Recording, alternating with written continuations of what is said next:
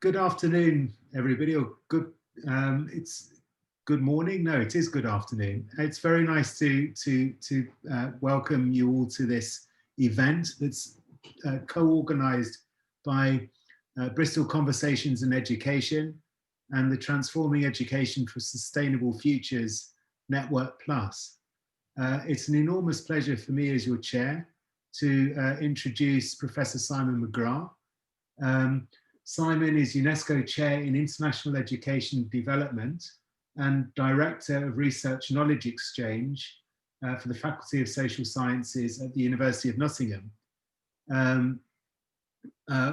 Delighted to say that he's also a co-investigator on the TESF Network Plus, leading on the Skills for Just Transitions strand of the research.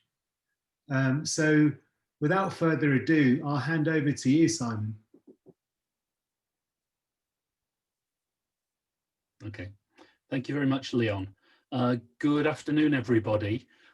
Let's start in that negative place of some apologies. We were experiencing some challenges a few minutes ago with internet connection from this side, and I hope that will right itself. But I live in a rural area with some inconsistency in bandwidth. As part of that, we're going to try and run the slides from Bristol and me talk from this side. So apologies if it's a bit less smooth than it might be otherwise. Could I just ask at this point, in fact, just to follow on from that, maybe if we can all turn off our videos, then that will help to preserve the bandwidth. Okay, thanks, Raphael, for confirming that you're hearing me fine at the moment. So, thank you to Leon for that introduction, and to the Graduate School of Education as well, and for you for attending. I actually started the work year in Berkeley Square, so it feels symmetrical to be back in Bristol, albeit virtually, at the end of the year. Although perhaps we should draw a veil over the intervening 12 months. Can I have the next slide, please?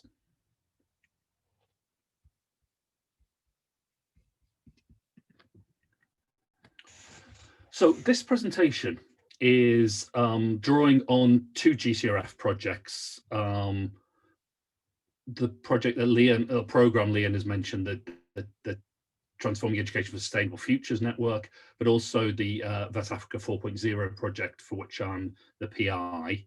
And the presentation is particularly drawing on a paper from each of them, and I've got references to those on the final slide.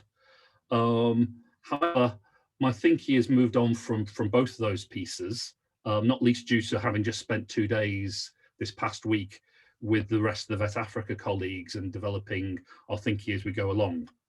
In what I'm presenting, I'm also anticipating the VET Africa book that we're working on there, although that's still many months away, and the upcoming TSF call for projects, which is imminent. Well, let me start. So 8 years ago, drawing on work I was doing for UNESCO, I made a case for why the then current VET for Development theoretical orthodoxy didn't work, and I suggested some avenues for new approaches. In that paper in IGED, I gave some attention to the environmental challenge, but far less than would be necessary now. This is clearly the biggest challenge that skills research faces, but it's one that too few of us are addressing. Next slide, please.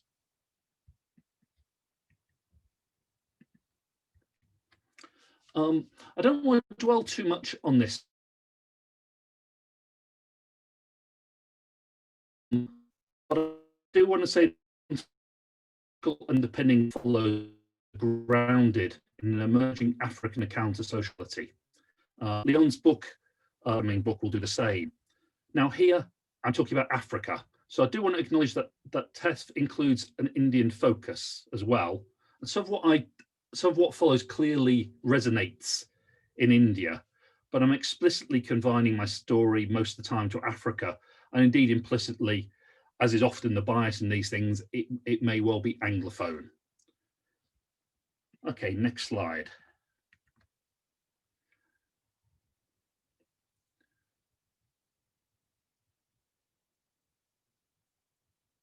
So I'm going to try and talk in 4 parts. First part, I want to raise some issues about the state of our thinking in vet. So if we can move to the next slide.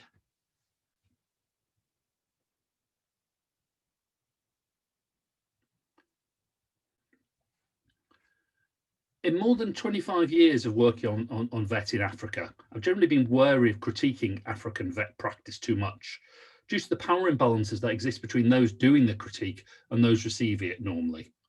In my work, especially with Leslie Powell at Nelson Mandela University, I've tended to celebrate aspects of what public providers and their staff have been doing, and that's been based often on positive accounts from learners. However, today I want to focus more on serious problems in our current conceptions of vet, and I want to frame these at a far higher level than the usual blaming of staff and learners does. So I want to argue that the vet orthodoxy is based upon a teleology of transitions. So this notion is largely taken from a critical development studies reading, especially in this particular formulation from work linked to PLAS at UWC, University of Western Cape. But clearly the first 2 of these 5 teleologies on the slide resonate to education thinking and vet thinking in particular. Indeed, as I was working on this presentation, I got a call for papers for a special issue on school to work transitions, which was formulated in quite naive ways, it seemed to me, from the rather strangely named for the current date Journal of Manpower Studies. Sorry, just a second. Now, what I want to argue is that actually, I want to kind of, whilst being critical, remember that there are actually vet traditions which are much more nuanced and sensitive to the complexity of how transitions take place. And that would include work from people like Bloomer and Hodkinson. So there is a tradition within skills talking about this. And this is work that, we're trying to engage with in the Vet for Africa project and trying to look at the complex ways in which people move in and out of education and work. I'll come back to this in later slides. So we can move on to the next one, please. So I'm using the word complicit here, which is a strong word, a hard word. It's partly a provocation. Sorry, just a second, Leon, is what's the sound like? It's fine, Simon. It's just slightly breaking up 1 or 2 points, but generally I can hear you clearly. Okay. It might help you turn off the video. Might be worth giving that a go. Okay, let me try that. Let me take the video off then and see if that makes a difference. Yeah, recently, sorry, get my trade back. Yeah, so recently I started talking about vet using this hard word of complicity. I'm being provocative here because my point is really that too much of vet thinking seems reluctant to raise its gaze to the reality and enormity of the challenges facing us. Many modern vet institutions, and indeed, of course, several respectable, in quotations, research universities came from being vet providers originally. Many modern vet institutions started off in mining. They moved on quickly to areas such as metals and motors. And this remains at the heart of vet globally more than 100 years later. These areas and others such as construction are still largely wedded to carbon capitalism. Moreover, as part of a colonial system, vet in much of the south was built to service extraction, both of minerals and wealth, and their transfer to the north. Vet, moreover, was often located in compounds or enclaves of industrial activity that were cordoned off from the wild colonies around them. So vet has always been about doing, quotes, the right thing and, quotes, knowing the right stuff, even more so than school. Vet learning has been particularly hierarchical. Moreover, vet has often been the beachhead from which competency-based education and training, national qualifications frameworks have moved to invade whole education systems. The sector was typically more politically quietist through colonial and post-colonial struggles than schooling or higher education. However, there has been more unrest in South Africa, for example, in the recent past, although again, as part of a wider movement of student protest. In spite of some progressive action in recent years, VET has been largely implicit in the reproduction of race, gender, class, and many other inequalities, and has been far behind the school system on issues of inclusion. Next slide, please. Again, I'm being very provocative in this slide deliberately.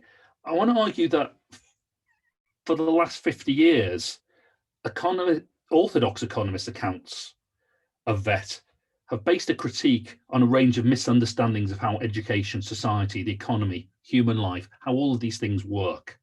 They've assumed simple, unproblematic linear transitions, as outlined on the earlier teleology slide. And where these have not occurred, there's been a lie that is the fault of learners, of providers, of the state, but not of markets or theories. When this became ever more transparently false, they've conjured up the rabbits of employability and entrepreneurship to try to keep the show going on. Yet sociological approaches to VET may be little better. The strong failings of human capital theory, of markets, of neoliberal capitalism, but they're far weaker on ways forward. Indeed, there's a sense that they have their own neo-Marxist implicit transition lurking behind their critiques, that the only solution is the end of capitalism, which may be true, but it's not much of a plan for going forward. Yet my own approach in the coming slides may also have a troublesome teleology of transitions lurking at its heart, and that's for you to judge in what follows and for us to discuss in the questions later. So we can move on to the next slide.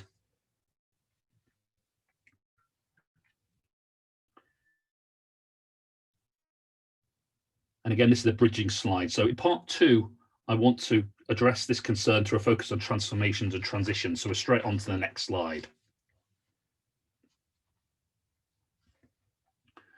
So 10 years ago, I was asked by UNESCO to help them develop a new vision for VET.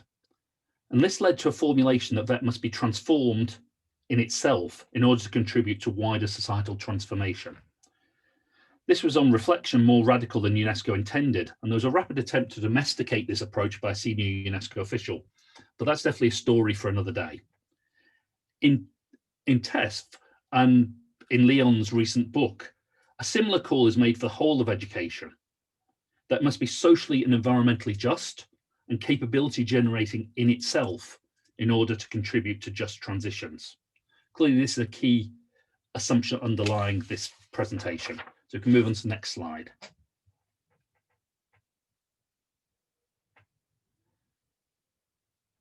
So what then is a just transition? Well, I'm going to give you this quote from Mark Swilling and his book from the start of the year.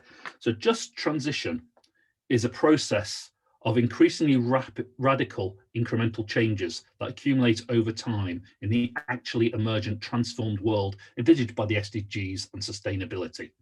The outcome is a state of well-being founded on greater environmental sustainability and social justice, including the eradication of poverty. These changes arise from a vast multiplicity of struggles, each with their own context-specific temporal and spatial dimensions. However, Swilling notes that the successful achievement of just transition cannot simply be assumed. Rather, there's a very great danger of attempts to deny the need for change and to seek to keep on with business as usual, even though this is doomed to failure in the long run. Whether at that point of collapse or before, there are also strong tendency towards unjust transitions, as already witnessed in gated communities, the plunder of the commons, the metaphor of the armed lifeboat in which the rich and their guards are able to survive while the majority drown. We can see this very visibly in discourses around the current pandemic. Next slide, please. So there are a number of strands to transitions theory, most notably from science and technology studies and from environmental economics. All of these show the complexity of transitions And this slide, taken ultimately from Heal's work and his multi-level perspectives approach, is one useful model, it seems to me. So at the macro level landscape here on this slide, this is where we see environmental factors press down on systems. So this is particularly dramatic at this moment with COVID-19. Those changes can press down on the existing system and force change. And that's, of course, the big debate at the moment. Will we build back better, or will we simply try and revert to previous ways of doing things? The meso level is where a set of regimes, sort of packages of institutional arrangements, are potentially destabilized by these landscape changes. In his recent book, Leon usefully considers Sylvia Walby's version of this. Then you've got the micro level of niches. This is where new practices can emerge that are heterodox at the moment, but which can become paradigmatic due to this destabilization of the meso layer. So very much a theory of complexity, and as I go on in the presentation, that makes having blueprints for change difficult. Okay, next slide, please. Again, just a transition slide into a third part of the paper, which will be about theorizing better around three things. First, theories of change. So what I've just said is important for developing a theory of change. Theories of change are too often simply repackaged logical frameworks that assume complicated rather than complex systems, but we need to think about the latter. In thinking about how new, more positive regimes come into play, we need to think about how change comes about, who and what obstructs it, and what to do about these obstructions. Key concepts in complex systems thinking are path dependence and emergence. What are we locked into? What can be transformative? This requires us to think about a range of actors as agents for transformative development. Requires us to revisit theories of the state. Swilling has a notion of the sustainable developmental state. But can states realistically become pro-democratic and pro-sustainable? It takes us back to network theory, I think particularly drawing on evolutionary economics and the role of intermediary structures. Here, the importance of place and sector gets stressed much more in thinking about vocational education and training. But it also takes us back to thinking about citizens, thinking about work, for instance, by Ian Schoons recently about spaces for citizen-led transformations. And here, the important thing is stressing collective action over individualism. As I've just hinted, complexity means that it's impossible to develop a blueprint for a just transition and then to implement it. Rather, Swilling argues that what we need is radical incrementalism. We need to act smaller now, but with a view to the bigger picture in the longer term, but knowing that each step will hopefully be emergent and cause other positive changes down the line. Now, this seems to be a central challenge for thinking about vocational education and training for sustainable futures more generally, but particularly for the TEST programme. Next slide, please.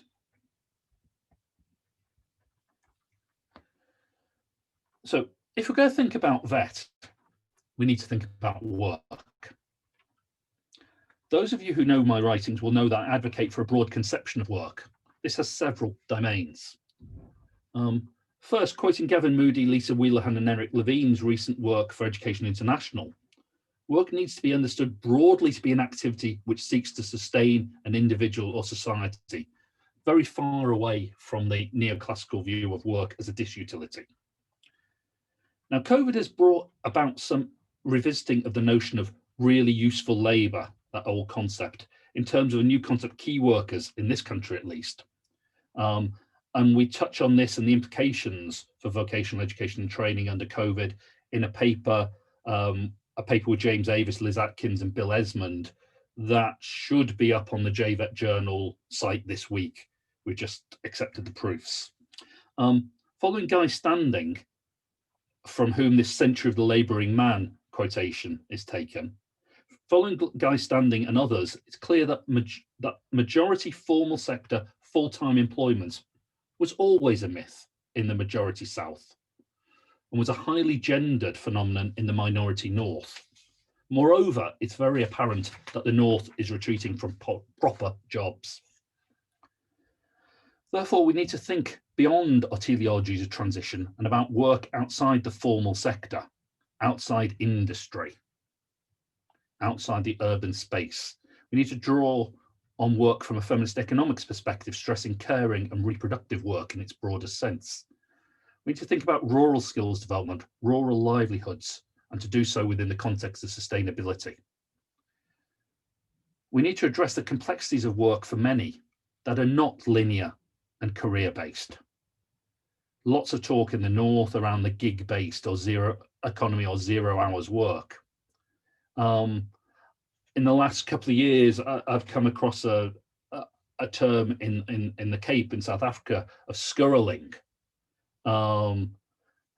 gently responding to poverty by taking what opportunities arise to earn some money, get some resource, avoid paying for something.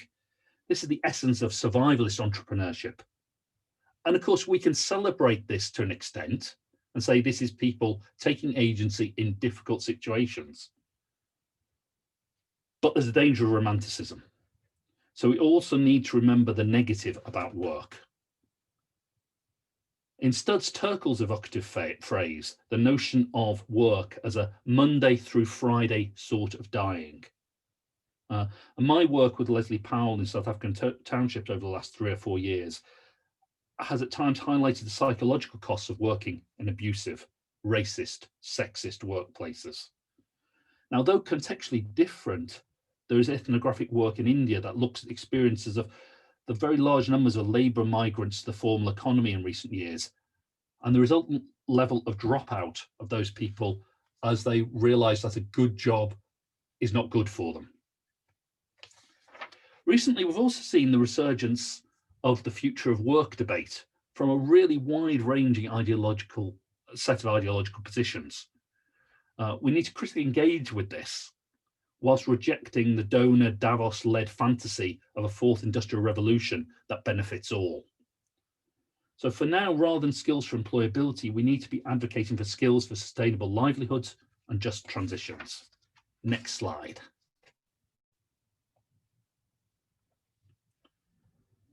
So we're still early in developing new theorizations, but I want to argue here for 3 intersecting theoretical positions that seem particularly useful, all of which we're currently working with across these and other projects, and which we talk about, for instance, in a JVET paper that's in the most recent issue. So 1, not rejecting a political economy of skills approach, but trying to move beyond the nation state of the units of analysis to have a multi-level approach that incorporates more of a sense of place and sector. So in VET Africa 4.0, for instance, we're developing an African social skills ecosystem account that incorporates informal and rural livelihoods better and is more explicitly sustainability oriented. I'll come back to this briefly in the final section of this presentation as well. Second, a critical capabilities account of VET that focuses more on multidimensional poverty, on the aspirations of learners, on VET's broader social purpose. This has been a particular theme of Nottingham work over the last decade, and there's another article in Press with JVET, which is by me and 4 current or former PhD students.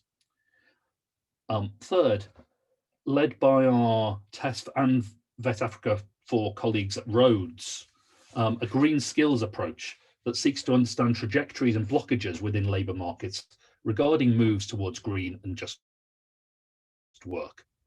I strongly recommend their 2020 book on green skills in South Africa. We can move to the next slide, please, which again is a transition slide. So just land there and on to the next one. So this last part of the paper presentation is taking the end of the background paper that's up on the TESF website, in which we're trying to look forward to some of the things that might be useful in terms of focus for research in the coming work of TESF. So I'm going to take 4 of these quite quickly. And these are the questions verbatim that were towards the end of that paper. So the first one, youth focus. In advocating for a youth focus, I'm not abandoning a belief in lifelong learning. And indeed, those of you based in England, please look at the current Right to Learn campaign advocating for adult education funding much more adequately in the UK. So I'm not abandoning that, but rather I'm taking the view that the things that youth studies offer that get us past some of the stale vet debates. So my stress here is on an approach that is centered on the person, centered on the learner in particular, but sees them not just as a learner, but as a whole person. An approach which notes that most have aspirations to work and income, yes, but also to much more than that, in ways that incorporate flourishing, participation, relationality. That we're talking about navigating complex labour markets rather than simple linear transitions, people coming in and out of work and learning, doing both at the same time, moving sideways, moving backwards, moving forwards. An awareness that young people are drawing on multiple learning opportunities, including via the web and social media. We really haven't yet got a handle around the amount of vocational learning that is going on because people are going on to YouTube, are using WhatsApp groups in some of the work that Rhodes are doing, etc. A stress on the importance of emergence and complexity in how learning and livelihoods work. And a belief in the importance of enhancing what is there and what might become rather than imposing blueprints. Next slide, please.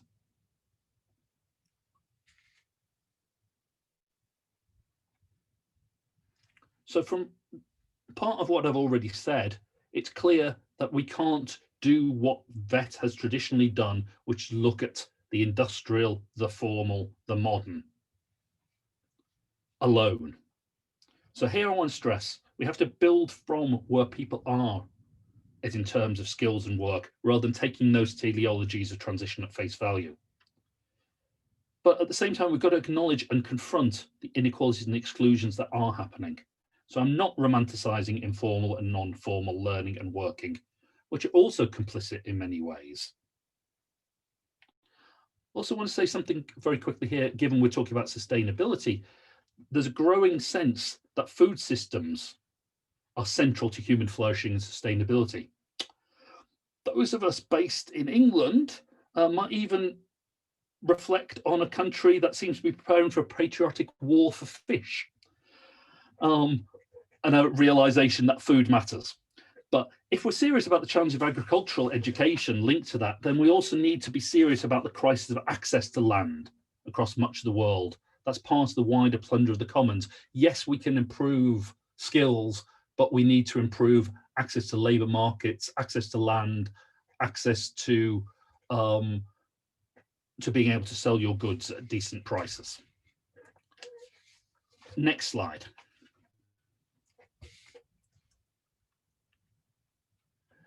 So I've mentioned briefly a social skills ecosystem approach already. So in the VET Africa 4 project, we're currently seeking to expand Ken Spore's work on social skills ecosystems beyond its core in cities and the formal sphere, something that Ken himself is keen to do also. So in TESS, we're thinking about sustainable cities. And so we should consider the skills dimension of sustainable cities. I've already pointed to the importance of broader place-based approaches to VET. I think there also seems to be merits in exploring the metaphor of resilience when thinking about ecosystems. And so the question of how we build better resilience into learning systems that have had this cut out of them by neoliberalism. I think, part of what we're seeing under COVID is just how little space there is for institutions to respond to challenges because in the name of efficiency, they're being cut back to the bone and beyond. So next slide, penultimate slide. So finally, transitioning skills and work. So we need to think about this partly in terms of the risks and costs. So I believe that we need to build into VET a preferential option for the poor, marginalized and excluded. Now, partly we need to build from existing greening initiatives, the work done particularly by Univoc under Shamal Majumdar around making public vocational institutions green. That's very positive work, but we need to go beyond that and think what that might mean in non-formal spaces, in informal spaces, in private spaces, but also learning from some of those spaces, particularly some of the non-formal skills development programs that are much more sustainability oriented. So thank you very much. Last slide, please.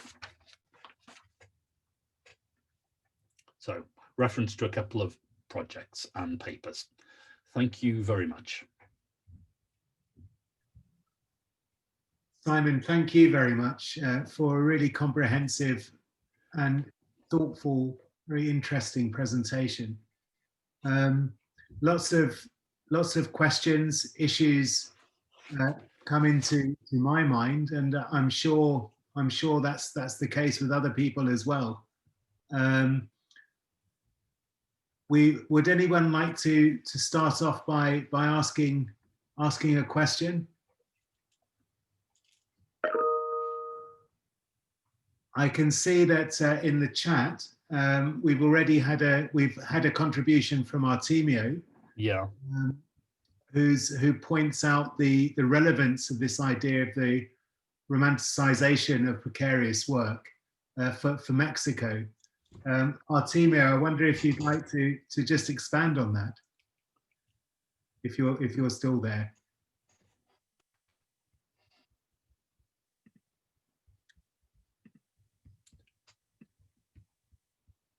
Okay, Artemio seems to be muted at the moment. Okay. Anybody else? Oh, okay. He's explaining he's in a room with other people. Anybody else with some questions for Simon? Okay, I'll ask a question in that case, Simon. Whilst we're waiting for others to come in. This concept of VET4, you've kind of expanded on it. How do you see it really progressing from earlier understandings of VET3, if you like? Yeah, I think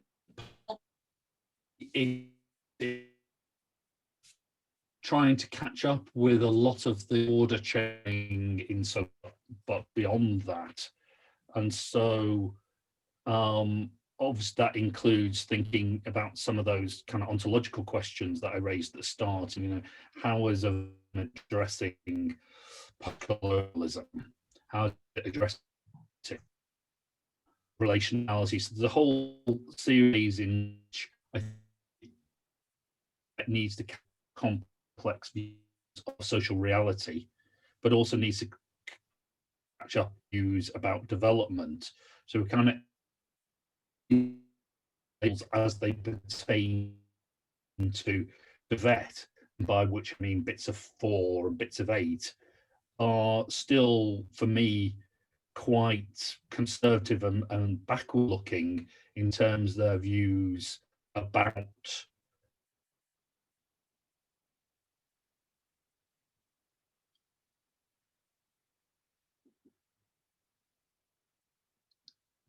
Okay, Simon, unfortunately, you're breaking up a little bit. We've lost you.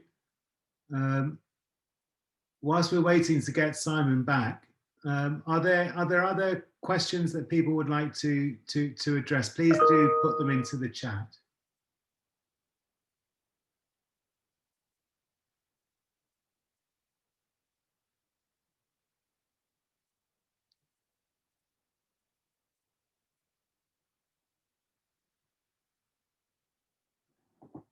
Okay.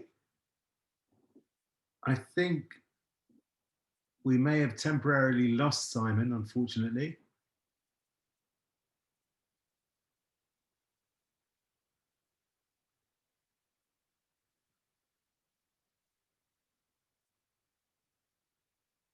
Okay. Sorry, I've come in on my phone. Can you hear me now? Yes, can hear you. Can hear you. Yeah. Are you still able to see the chat? Not easily. Yeah. Okay. I'll, well, there's a question. Let me read it out to you. It's from Thomas.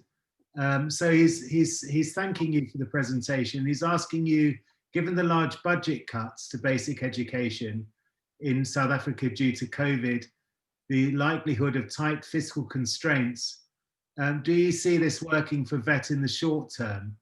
How would the current crunch around formal education potentially impact upon VET systems? And is it possible that it could have negative impacts to the VET sector in places like South Africa? Well, I think, obviously the challenges of the current fiscal moment are great for all bits of education. In England, vocational education and training has historically been described as a Cinderella sector. We've seen, in spite of all the rhetoric around reskilling, etc., here, that the investment in vocational education and training has been inadequate. So I think there are very, very real challenges. We've actually in South Africa been over the last 3 months having a series of seminars bringing together the academic community, the departments of higher education and training, the colleges, student movement, etc., around what COVID means for the vocational system. And I think at the heart of the debate there is a sense that the current system is not working. There's then a disagreement as to what the future should be, and that links back to what I was saying about the Africa 4 in part before I lost the connection. So, there's some sense that if you're talking about a system, a vet in public vet, at least in a more traditional way, that's about being responsive to the needs of industry, the formal sector, etc., then actually you need a very small, high quality system. There are only, very relatively few jobs. So you can go that way. You can focus in on high quality but very low numbers. Or you can say, well, actually, the majority of young people are not going to get jobs in the formal sector. So what's the point of the current structure that's focused on preparing them for jobs that don't exist? So that takes you into going to a more radical position of, well, how do you support the skills of the majority economy? Are those public institutions the appropriate way of doing it? What forms do you need to support them? And that's where I guess that sort of debate in South Africa is at least at the level of kind of talking to the department. It's certainly not, of course, the official position at the moment, which is still about growing a system, although there is as of yesterday, there's work on a new skills policy document to respond to the fiscal challenge. So we'll see in the next few weeks what emerges from that. Fantastic. Okay, no, that's really really useful. And those series of seminars you've been referring to, been organised by the Nelson Mandela University, I understand. Very very insightful. We've got a question from Angeline here, Simon. Yeah. She's wondering whether you could furnish us with some examples of initiatives from your experience in Africa and elsewhere on the kinds of socially unjust transformative vet that you argue for. So in other words, have you come across examples in practice of the kind of vet that you're talking about? Yeah, and I think we're really talking about emergent practices rather than anything that is a best practice to be rolled out. But I can think in different aspects of this. For instance, what the college that Leslie Powell did her PhD on and that we wrote a joint book about has been a pioneer, for instance, in supporting people living with disabilities into the college system and then into the workplace. The work that Shamal Majumdar, who I mentioned before, was pioneering at the Colombo Planned Staff College and then at Univoc about greening institutions. I think a number of institutions have done quite a lot on parts of the story. And Shamal talks about 5 elements. The first one is kind of, greening the campus. And I think there's been a growth of that in some places. Then moving on to curriculum. Clearly, there are curriculum initiatives at the moment. I'm just writing a piece for an Austrian development agency at the moment around skills for sustainable development. And we're having an internal debate about what we think about the growth of training people in installing and maintaining photovoltaics. I suppose we think it's a good step, but the problem is it gets portrayed as enough of a step. And so there's the danger of kind of a classic vet response there of over producing a new skill because you can see the new skill is needed. But what I'm also arguing in that paper, which is on the more negative side, is that because these systems are very hierarchical, there's very little local autonomy to do the kind of things that are necessary in terms of being more just. So I think there's a systemic problem that vet systems are anti-innovation, anti-local autonomy.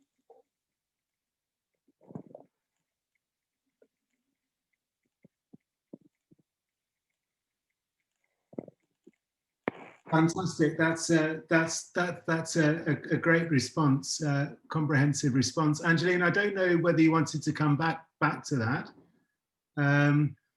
but in the meantime, there's a question from Moses, who's thanking you for the presentation, but also wondering about the agency of young people in designing skilling interventions. He's wondering whether there's a risk that we're programming young people in the absence of their active input. Yeah, no, thank you, Moses. The project you're working on is a very interesting one. Yeah, I think that's one of the big problems, is that the system assumes it knows, the system and research assume they know young people's reality, but do it in a very problematic way that has all these assumptions built into it. But actually, when we've interviewed young people, we get much more complex, nuanced stories about what they want, what's in the way of that, what their aspirations. So I think it's vital that we do more of that. But that's an area where we've been very weak. There's very little democratic understanding of what a vocational education training should be. So when we're going back to that notion of transformed and transformative, part of transforming these institutions, of these systems, is that they start to be much more democratic, much more focused on hearing what learners are saying, hearing their histories, hearing about their imagined futures, and working with them in moving forward. Again, not assuming that you can just go to wherever you dream about, but thinking much more rigorously and practically about aspirations and how to enhance them. So it's very much a capabilities approach in what I'm saying there. Great, that's useful, and thank you, Moses, for that thoughtful question. By the way, if anyone wants to ask Simon directly, do just raise your hands in the chat, and I'll keep an eye out for that as well. If you'd like to just address questions directly to Simon or respond to him. But in the meantime, Michael Crossley is asking a question. Well, let's say it was really more of a comment. The 4 teleological challenges identified by Simon are very helpful. They provide a powerful lens for evaluating ongoing vet proposals. Many also link appropriately to previous work in this area. When looking at the UK influences past and present on VET, the assumptions, traditional divisions in English schooling continue to be transferred uncritically through many agencies and actors. So I suppose really that's a kind of reflection on the continuing the long shadow of the productivity model of VET, Simon. And I wonder if you'd like to respond to that and reflect on how extensive you feel that still is in different parts of the world. So thanks, Michael. I mean, linking that back, given our last comment was from Uganda. I mean, what I understand from Ugandan colleagues, and certainly talking to young people in Uganda last year, was a real sense of how that, in a sense, the vocational school fallacy kind of argument has been absolutely embedded. And so, a sense that vocational education is for losers. We talked to a group of young people who were learning in vocational institutions, who almost all of them talked about, I came here because I ran out of money, actually, rather than because they couldn't succeed. I didn't expect that there would be mathematics in my course because, VET is for people who can't do. And just a real strong embedded sense of you have to go to school. School is the only way forward. Now, of course, in a massified education system like Uganda's, we know that that's not the reality. But there's been a lot of VET thinking about how, yes, those colonial, how those attitudes that were in Britain that were class-based and gender-based were then exported, and race and imperialism were then kind of overlaid on them. But that those legacies are still very powerful in terms of many people's attitudes towards manual work, towards vocational education. So I think the long shadow of what was done in the Industrial Revolution in England still, is very much there in a lot of systems. Great, thanks. That's very interesting. I just wanted to just take this opportunity just to highlight a link in the text to Simon's book, Simon and Leslie's book on schools for human development, transforming vocational education and training. There's also a link in the text to the Swilling book that Simon referred to, Unjust Transitions. But I see that, Hala, you have your hand up. Would you like to ask Simon a question or contribute to the discussion? Thanks, Leon. And I'm sorry I could only join a bit late, Simon. I was very keen to be there for the whole thing. I was just wondering about, the work that we need to do to really dig back and out of the sort of productivism focus, especially in relation to fossil capital, the historicity of fossil capital. And I've been thinking about that quite a lot, and then how that actually produces the logic for pretty much all other forms of VET. Even when you've got VET programs working on water, for example, they use the same logic of productivism out of fossil capital. History of fossil capital. And it would be interesting to hear Michael's comment on something like that, just off following his question. And I'm sorry I missed a lot of what you were presenting, but fortunately I've been working a lot with you, so I kind of have a sense of where we are. But thanks, Hala. For me, almost that's the big issue, is that our current version of vocational education training, I could argue, much of our current version of education, full stop, is located in the fossil capitalism. I used carbon capitalism earlier, but there's multiple versions of this language. But and that much of what tends to be done as greening efforts is a green wash on those things, is a green add-on.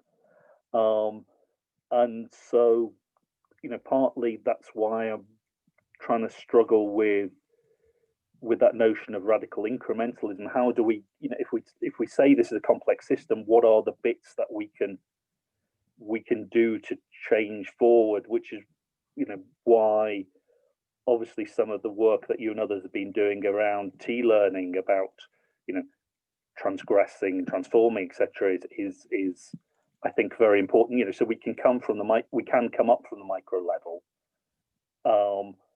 but whether we can change the existing institutions of the industrial era, or whether we have to create new institutions, new networks, I think is a very challenging question for me.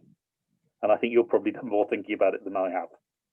Well, can I just follow on from that? And Hala, Simon, I'm not sure if you were here a bit earlier, but Simon referred to the book that I think that you were involved in on green skills in South Africa. So I wonder, in that book, do you address these kinds of issues as well? You see, in that book, we worked with, framing the skills transition beyond the productivist framing, and looking at a wider concepts of work, household, state, and commons related work, and then what that means for skills development. And our experience over the years with the skills system is that the skills system is constrained by its own systemic elements. So to move the skills system forward, one needs to work on these very critical skills system elements in order to shift things. And by skills system elements, I mean, for example, the work Prisha's been doing on occupations, to reframe the notion of occupations. And because that's such a big system driver for pretty much everything that occurs. And then to identify these very, what you call it, most obvious absences. And it's so surprising how obvious they are. For example, you can look at the entire agricultural education curriculum in a country like South Africa, that's a dryland country, and it has almost nothing on,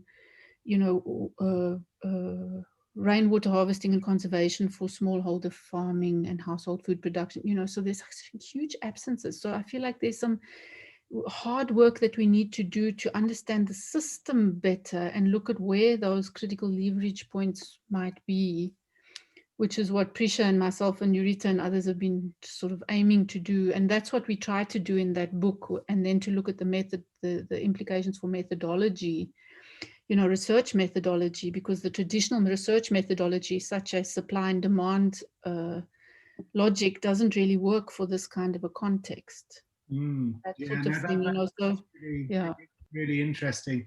Simon, I mean, this question about supply and demand, I mean, often, the skills debate is very much focused on the supply side issues. And, how are you addressing this system approach that Hala is referring to in your Vet Africa 4 project?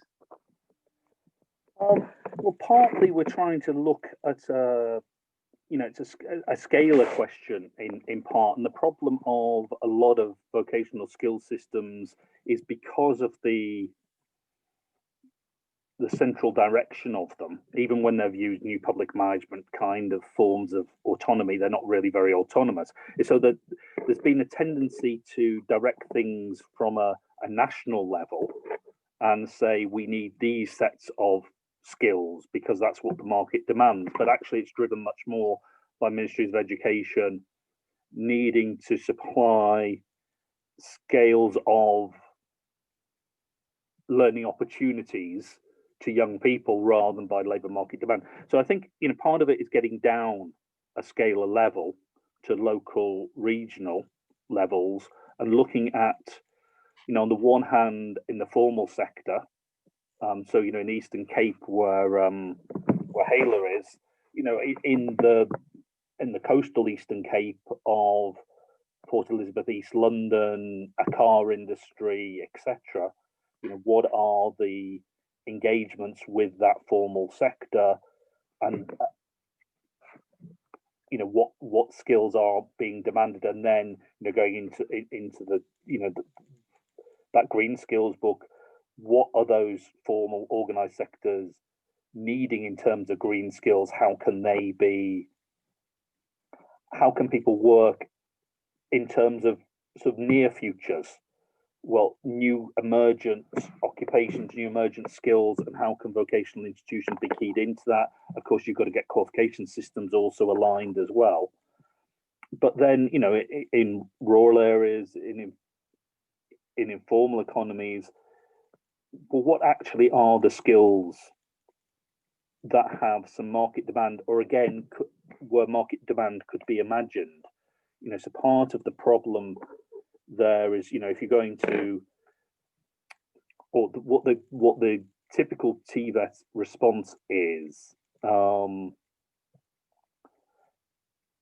see a problem and then oversupply. So I know Julia Poulsen isn't there today, but I remember work she was involved in early in her career, where they were looking at programs for former combatants. So you've got former combatants, you've got a problem. Okay, well, let's give them, carpentry skills. In South Africa in '95, in schooling, it was we're going to open early childhood development centres. So colleges produce massive programs of training people to be early childhood educators, but actually there was no effective market demand because of poverty.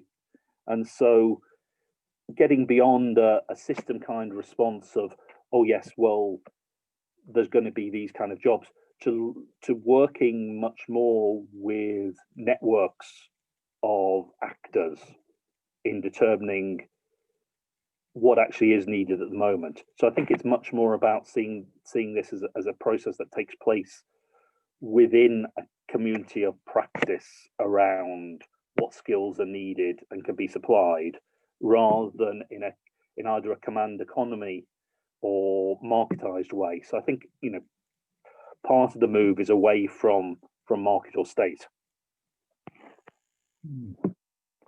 Okay, that's fascinating.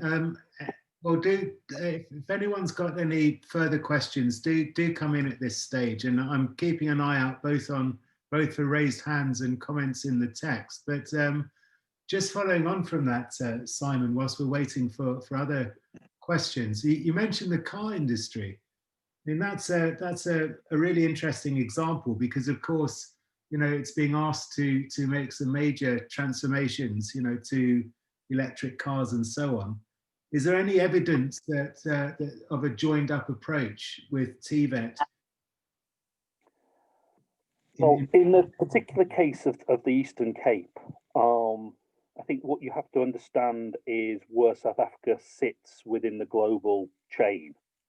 And so, I haven't done research on that sector for, 5 or 6 years, but certainly when we were talking to BMW, Volkswagen, Mercedes, General Motors, there was a challenge about essentially South Africa, because the African market wasn't big enough, there was much less room for innovation in South African car plants than there would be in some of the South American or South Asian or Southeast Asian plants. And so there were limits to how you could upgrade. But a couple of other things here. There were certainly strong relationships historically, and certainly continuing till at least fairly recently. Both the trade union NUMSA and the sector training authority Masita have been very active in working in trying to maintain links between colleges and industry. We mentioned Nelson Mandela University, their engineering faculty actually being a very central player in that. In some ways, the Eastern Cape was a good example. There was a sectoral intermediary organisation that was working between the provincial government, industry, the education providers. And so in some ways it was a very good example of working at this level. However, the car industry in South Africa over the last 20 years, almost a success story is that there is still one, rather than it's been a site of massive growth of jobs or innovation. So that we still have a significant number of formal sector jobs is kind of the good news, but it's limited in how it can be a space of innovation because just of where it sits in the global decision-making processes of these large American and German companies. Thanks, Simon. That's really interesting. Michael, in the meantime, has come back with a response to your earlier response to his comment, and he's saying that, as indicated earlier, education or vet alone, no matter how good, cannot change society without related socioeconomic change. So I guess that's a nod towards the sociological perspectives you were outlining earlier.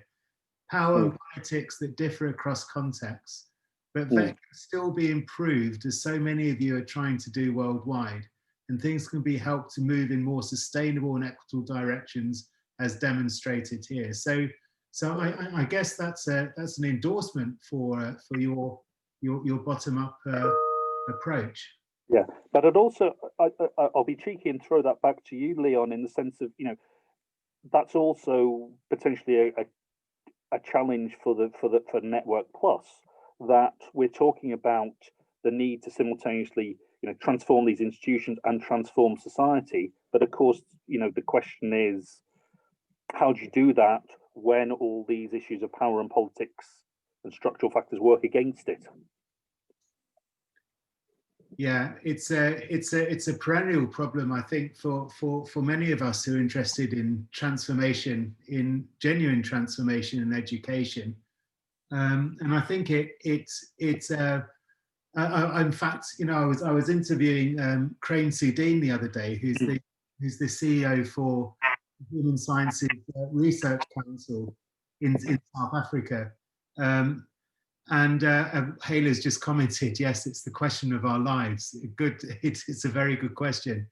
But he was saying, that we're at a point in history where, the old answers, whether they be socialism or a more radical kind of liberal democracy, social democracy, or whatever they might be, and indeed, neoliberalism are no longer acceptable. They are problematic. They've proved to be problematic. There's nobody kind of standing up with an alternative, to the current status quo. So he's saying what you have to do is kind of look for where these transformations are taking place at different scales, and nurture the roots of those transformations and innovations. Try to understand, what it is about them that is genuinely transformative, and how you can begin to take them to scale. So I guess that's the game that we're in at the moment, and it's in the context of TSF, we're interested in projects that can illustrate that and those kinds of transformations, whether they happen at a very local level in the context of classrooms or other pedagogical spaces, TVET centres and so on, whether they happen at a local level, regional level, in terms of the kinds of networks you were describing earlier, Simon, or whether they impact on policy, and whether it's possible, how easy it is to scale them up, and what are the implications there for policy where that's being tried. So I don't know if that's helpful, but in the meantime, I'm very conscious that there have been a lot of comments on the chat that maybe other people want to come in at this stage. Moses, do you want to talk to your comment? Yes, thank you very much. I just wanted to pick on from Michael's comment that oftentimes, there's that gap between what we really want to see in practical terms and the ideals. So I was just looking at it from the perspective of Uganda, as far as young refugees are concerned. So skilling and vocational education and training is oftentimes seen as, the missing gap between, the livelihood options that could be open to young people. But again, if this is not matched with appropriate policy shifts, it may not add up to much. For instance, the number of vocational training programs being run by humanitarian actors in refugee settlements in Uganda. But when you talk to these young people, it's like they're not sure what they'll do with some of the skills they're getting right now. So I tend to see it more as a politically correct thing right now. But in practical terms, a lot more still has to be done in terms of shaping up the current policy regimes to accommodate, the youth livelihoods in that perspective. Thank you. Yeah, I wouldn't disagree with you, Moses, and I would bow to your greater experience, the Ugandan system. I suppose some of my reflections from Uganda are a government that is, has been busy setting up sectoral education and training authorities, etc., which on one level is a good thing, but it kind of ignores the reality of most young Ugandans' likely labour market destinations. And yes, if you're in a refugee camp, in somewhere like Kigum, what actually is the labour market around you? What's your access to land, to other resources where it's very limited? So I think a lot of it has to start from where people are realistically. We've been working in Gulu and Hoima over the last couple of years, and Hoima, obviously, it's it's a very particular case of the coming of the oil industry, and where within that value chain of the oil industry will Ugandans find a place? Where will they find it within the broader economic changes that come with a new road, a new tarred road, an airport on its way in that region? But of course, that also comes with people having, losing their land. It comes with at least a perception in Bunyoro that people from Kampala are coming and buying up the land in advance. So it comes with, and of course, it comes with a great sustainability cost. But I think we need to get down to those local levels. What does it mean in northern Uganda and western Uganda to be a refugee? But equally, from a local community, there are just huge challenges in how you're going to make a livelihood, with land being a very major issue, it seems to me, in the north of Uganda at least. Thanks, Simon. Thanks very much, Moses. There's a comment from Paolo Melches to everyone. He's commenting, he's going back to that earlier discussion, and he's saying, we should encourage students to contribute to their nearest environment. So I think this is the question about transformation. So he's also think locally. He's also encouraging us to look locally at what seems to be working there. But Martin Preston would like to ask a question at this point. Thank you. Thanks for the really interesting presentation. So my question is further on from the discussion about demand and power in a way, and also I was going to type my comment, but Moses had some related comments. So it's really a question about how relevant can vet education be when often we in the global north are demanding are demanding goods or demanding the employment or industries which are unsustainable, exploitative, or through aid, such as what Moses said. For instance, I spoke to refugees in Addis Ababa, who some of which had they'd been trained in 3 or 4 different vet courses because of the system that Moses mentioned, and I just wonder what, you know, if we're talking about capabilities, and you mentioned aspirations earlier on about what people who are being trained demand, and what would you think of the role in the state? I mean, it's touching on local and on national levels, I guess. Well, I mean, one thing I think that you're both pointing to a very major problem, and actually it's a major problem for the brand of vet. And you see these World Bank reports that say, oh, you know, vet doesn't work, but they look at these particular types of programs. I was talking with one of our colleagues in Gulu yesterday, where a local NGO had decided not to take the money from MasterCard to set up a program, because in their view, the program that MasterCard wanted was too short, was too generic, and wasn't going to do what was needed. And my problem, you know, reflecting back to my comment about sort of that work that Julia Poulsen had been involved in critiquing, I don't know, a dozen years ago or so, was there's too much of throwing a program at people. These people are poor, they need livelihoods, let's throw a program at them. And the programs, yeah, and this is where NGOs in particular, international NGOs in particular, have serious culpability.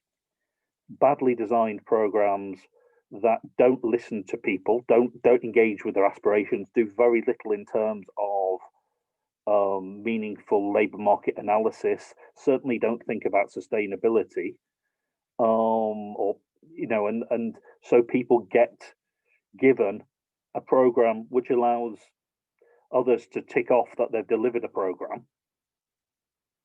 but the cost of those programs, the cost effectiveness of those programs is very low.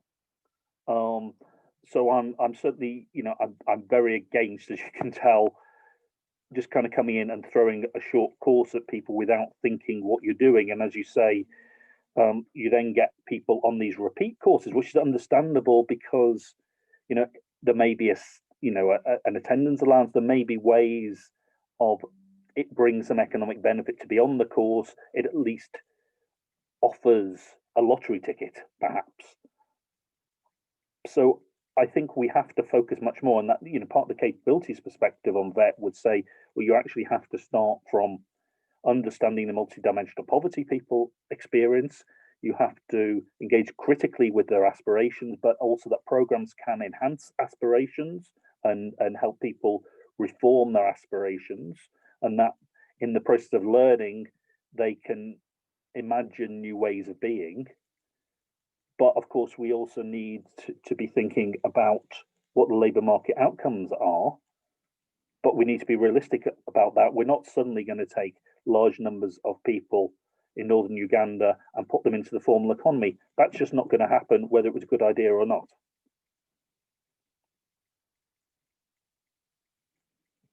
Thanks very much for that, Simon. Angeline, you had a question for Simon. Hello.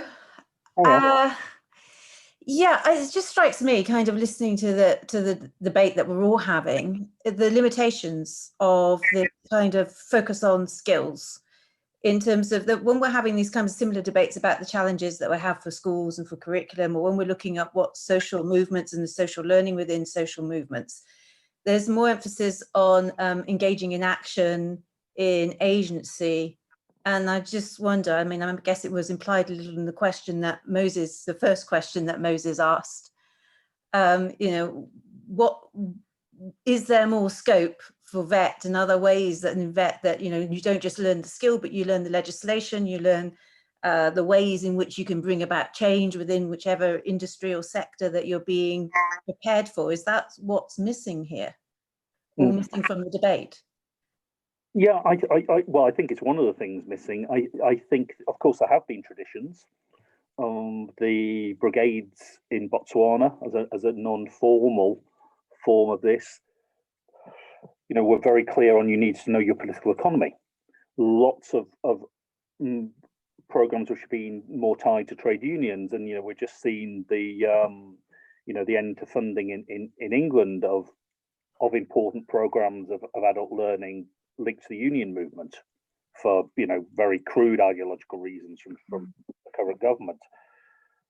So I think certainly that's, yes, that should be part of broader education. It should be part of vocational education. Of course, it isn't in many ways because of the systems of power that exist. That research has been very dominated by, on the one hand, an economics perspective, where none of those things exist, and the sociological perspective, where structure, is much more important than agency. And certainly when we started trying to publish around capabilities in VET, the mainstream VET journals were not happy because there was no Bourdieu. And it's a significant challenge within that field. Yes, it's a field that is deeply problematic. I'm kind of working in the forlorn hope that we can improve it. Great. Do you want to come back, Angeline? I was just going to say thank you, and I agree. A lot of hierarchical hang-ups to get over in VET and in other parts of the education system. Yeah. Okay, thank you. So, Simon, it's my turn to put you on the spot, and I was just wondering, you're involved in this in our Network Plus, and we're just about to launch a call for proposals in India, in South Africa, Rwanda, and in Somalia. I mean, building on the kind of work you've been doing and the ideas you've been presenting, what kinds of projects do you think we should be encouraging?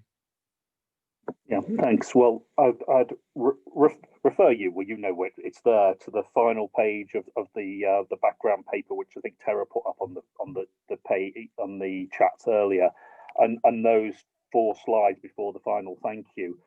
I think we've got to focus, as my first one was a youth focus, and I say, I'm a passionate believer in lifelong learning, but trying to focus on, which are some of the issues that people like Moses have been raising today.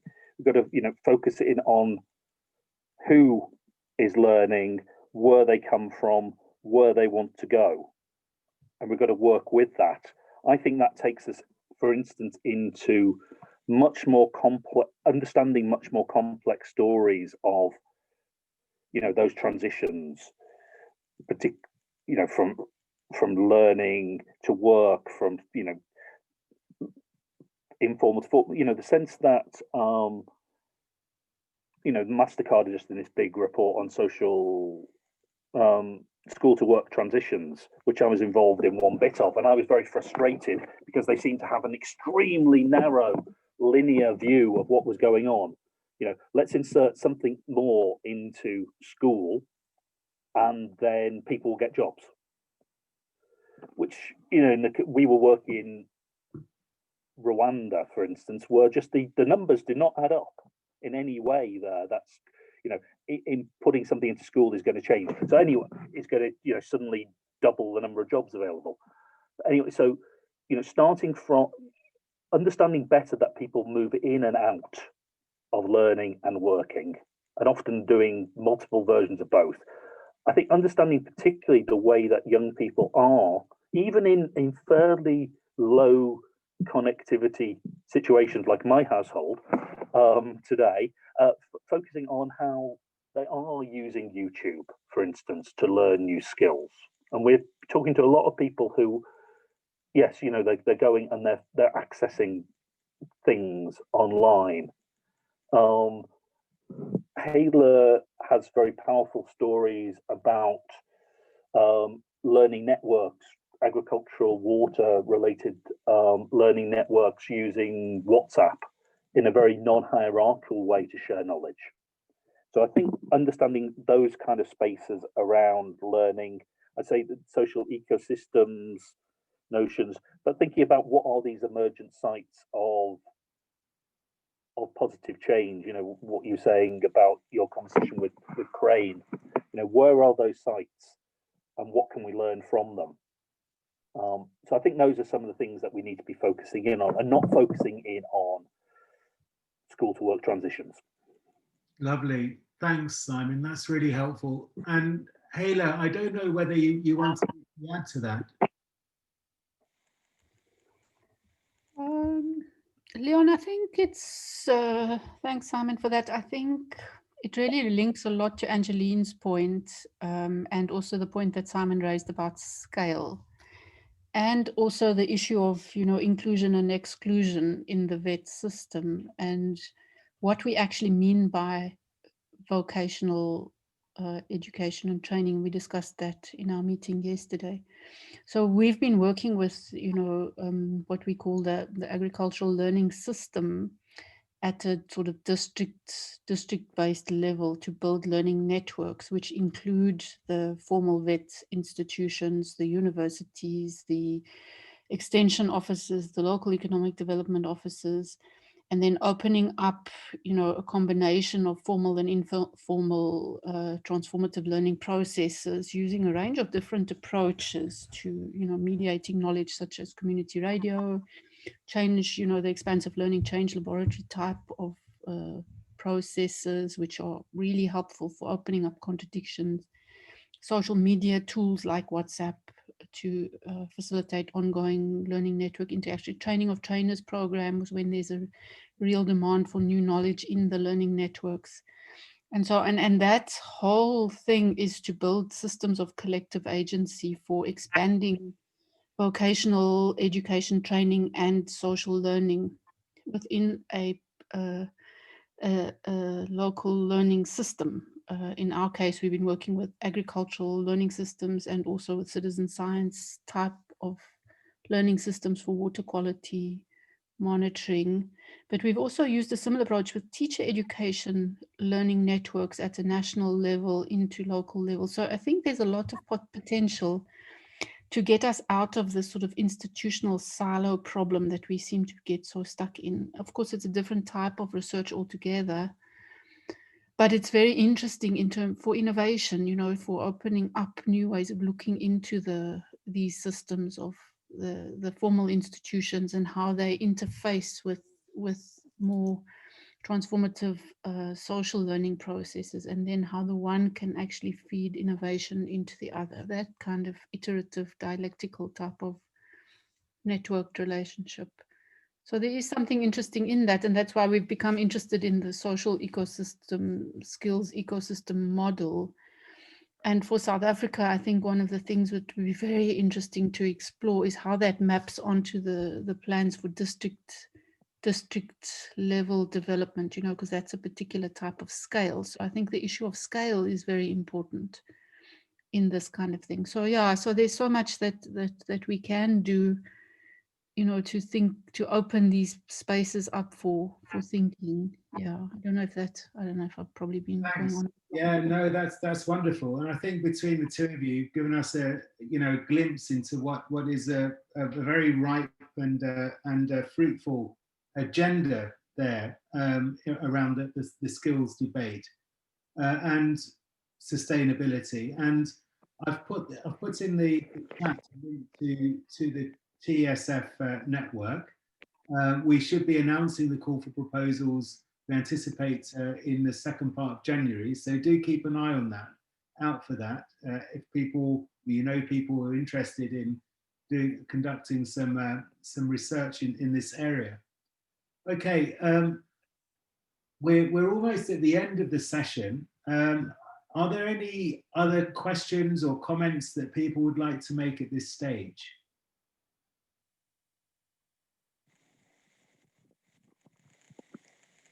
Okay.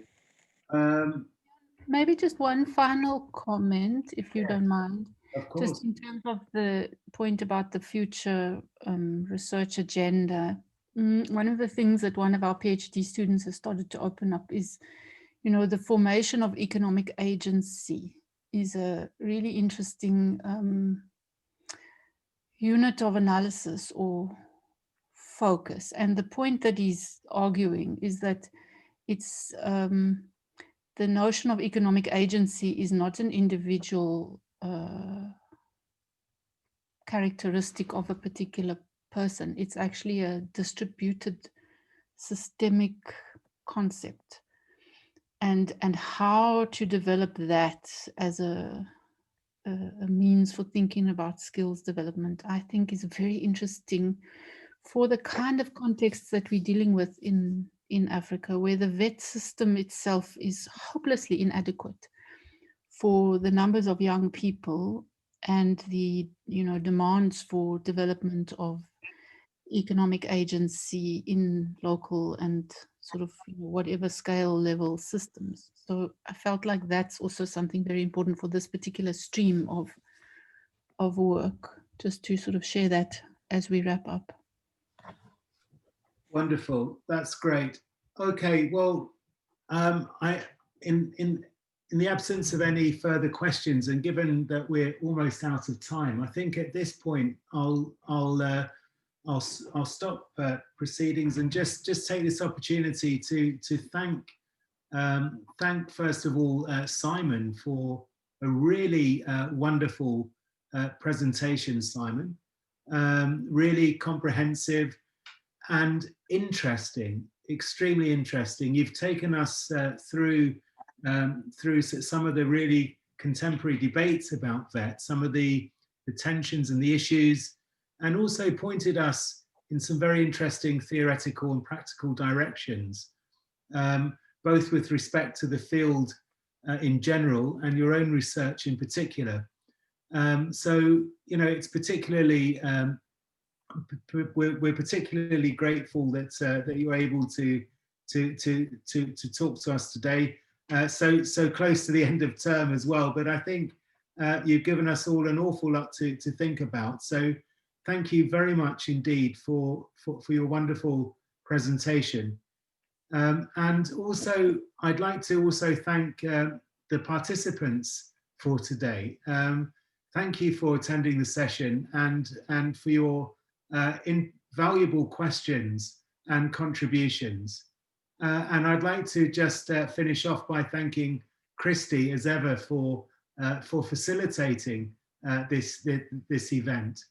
I can see in the Simon, in the text, sorry Simon, the lots of people chiming in to thank you for what has been a truly wonderful presentation. Thank you so much.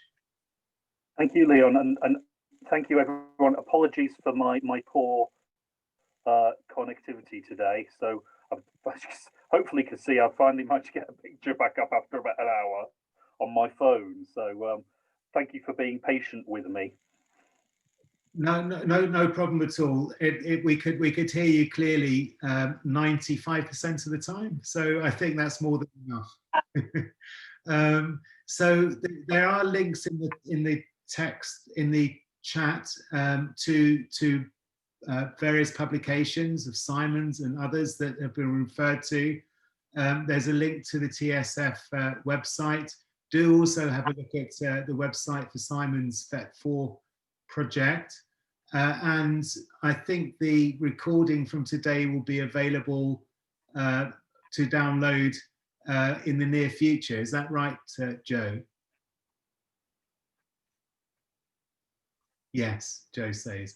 Okay, so at that point, I'll call an end to the meeting today, to the seminar.